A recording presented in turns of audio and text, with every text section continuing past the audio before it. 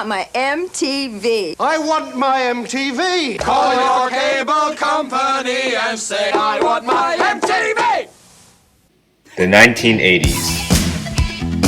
Music television. Big hair. Hard rock. Harder rock. And even pop were brought together in this decade of music. Although invented in 1876 by Elisha Gray, the synthesizer didn't really find popularity until the 1980s. It was with this distinct sound that a new generation of music was born. However, it was MTV, or music television, that really made 80s music popular. MTV made music videos popular, and it also influenced an entire generation of music. I'm 47. I was born in 1969. You know, MTV was pretty much the only source of watching music videos we had.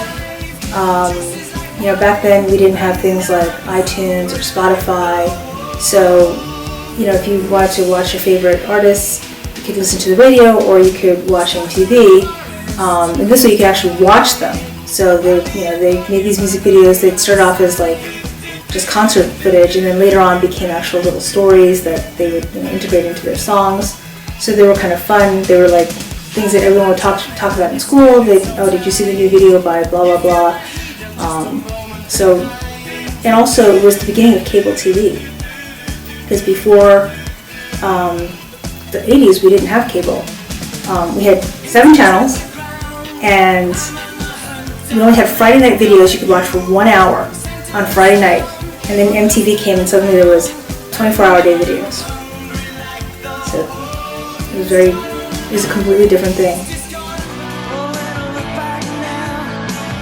MTV engaged teenagers 24 hours a day by giving them access to a new form of entertainment. Unlike their parents, teenagers in the 80s spent more and more time watching TV. This meant that TV, especially MTV, had a great impact on the teenager society.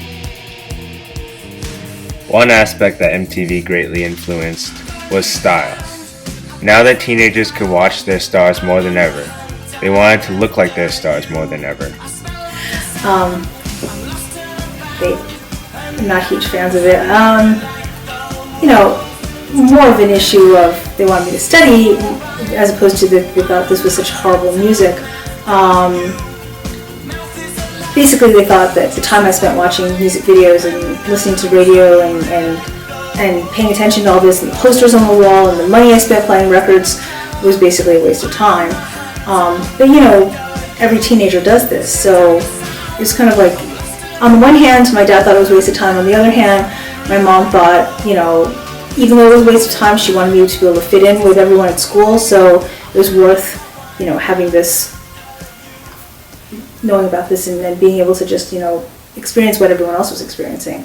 So, but the music itself, is nothing like they listened to. They listened to the old stuff from the 50s and 60s. The very slow ballads like Debbie Boone and Pat Boone, and all these kind of Anne Murray, old, much more slow tempo music. What they did with this music, they put it on their radio so that it was their alarm clock and it would wake them up in the morning, because they didn't really like the sound of it. Unfamiliar with the new culture of music, not all parents approved of MTV. However, it was the love for this style of music and the music video that made the 80s generation. Michael Jackson, one of the world's best-selling artists, was made popular through MTV. His music attracted many teenagers with his flashy outfits and exciting dance moves. The 80s were Reagan years, and it was a time when we'd started in a recession in the end of the Carter years, and then the economy got much better, and it seemed like as the economy got better, people had more and more money, and the music got more. It was very upbeat. It was definitely a lot more frivolous and upbeat, fun. The videos had a lot of bright colors. People were wearing things that were popping. And I think that's, because things were getting better overall in the country, that's one of the influences. The other thing was that the other way around, that people on MTV, the stars, were starting to use their star power for social causes. Because HIV was becoming known, and that was also the time when everyone was starving in Ethiopia, and they were doing these big concerts, benefit concerts. That was the beginning of it, and it was all these MTV stars that would get together and do it. And so it also caused a lot of more social consciousness among people, I think, because these people could use their star power to influence how you thought about, social causes around the world. Following Reagan's economic success, the American public was generally much happier. This could be seen through extravagant music videos displayed on MTV. People had more money to spend, so the budget for music videos increased.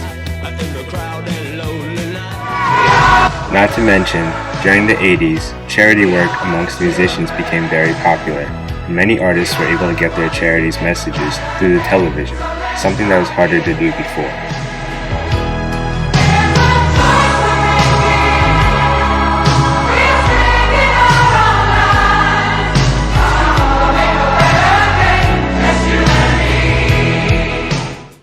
Overall, the 80s were a generally happy time.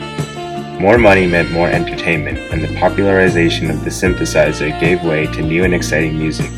A new generation of rebellious teenagers were able to spend their time listening to music as their parents did, only this time through music television.